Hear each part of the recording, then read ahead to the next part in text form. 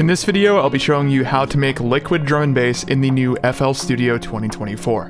What you're hearing right now is the end result. Play a little bit so you get a feel for it, then we'll go into how exactly it was made.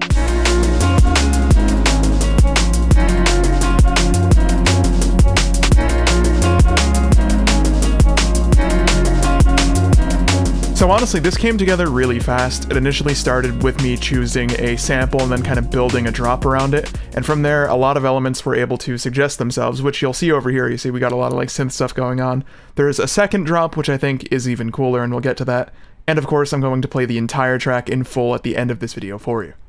So right now, getting into the process of how this track did begin. I went on a site called Looperman, and I found a guitar sample that I really liked. So this is on Mixer 3 right now. I'm processing it ever so slightly. You see it has a reverb 2 on it, and that's going into here, which is just being sidechained. So if we take it off, this is what it sounded like dry.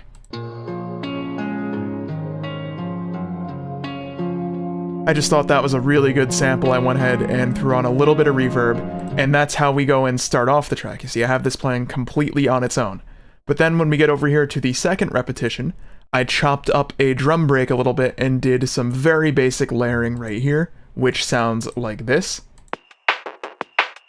And you see I have an EQ on that that's opening up over time to kind of make this transition into what would be the drop. This is sort of meant to be a very chilled out build-up, and that's really all we needed for that. And you see when it gets to this section over here, when things have opened up a bit, the lows are no longer being cut out of this, so this is hitting full force. We have our kick and snare there, and I'm also layering a few other breaks that are down here. So this is mainly just creative layering. I take a whole bunch of break samples and like top loops that I think would fit this well, and I EQ them so they're not competing with one another, so like this. And what I mean by EQing to prevent like competition between the samples, that just means like, for example, this one has like our solid kick and snare, so that means the other ones don't really need lows because the lows are going to compete with that. So you see if we listen to this, that low end information is cut out of there.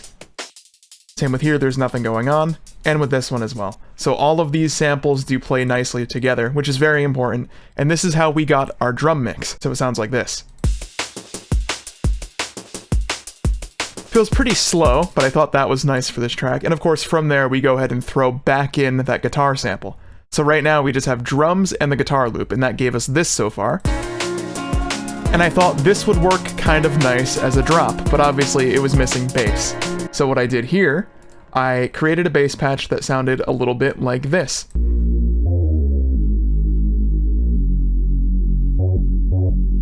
And if you're wondering how I went about writing this is sort of my first little writing tip that I have. I listened to the guitar sample, like this, and what I'll do usually is throw an EQ on that like this, cut out everything except the lows. So you could kind of hear what your bass notes are supposed to do. It doesn't have to follow exact as long as like you're in key and what you're doing makes sense. So over this, I sort of wrote this bass line like so. If we take this back off, you see that's fitting together nicely now. You can look at it on EQ as well.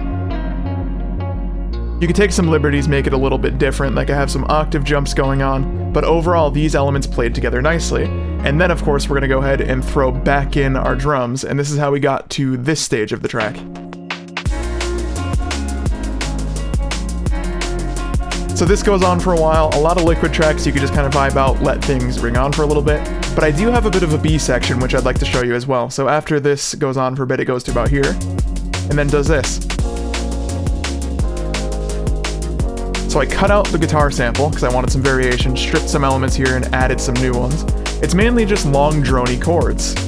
So I'll play it out for a bit. And then there's this section, which we'll get to in a moment. That's what I think is the best section, so I'm excited for that.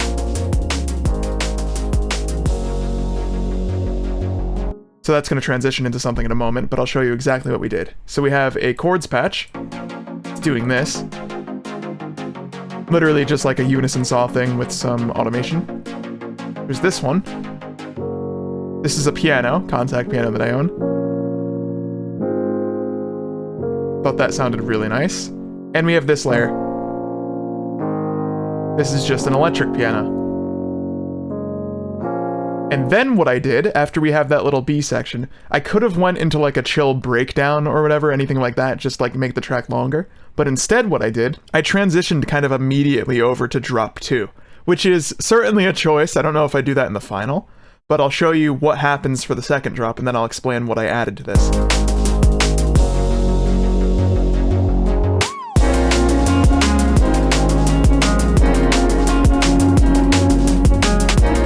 So here, there's a new lead melody that's been introduced, and then there's this section too.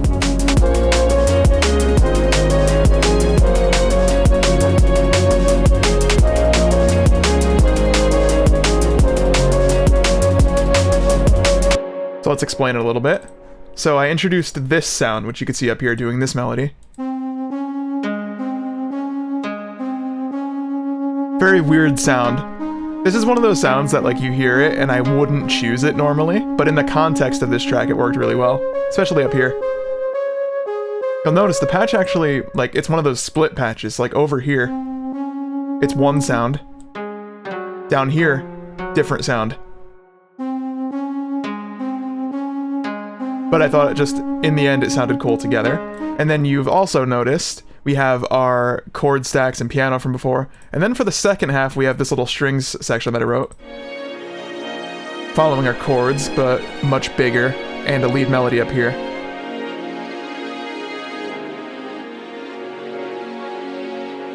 I don't even own a good strings library. This is literally just the one that's stock out of FL, but I thought it sounded pretty good in context.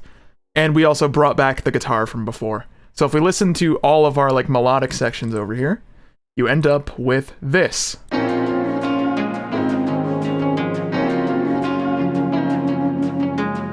in the bass.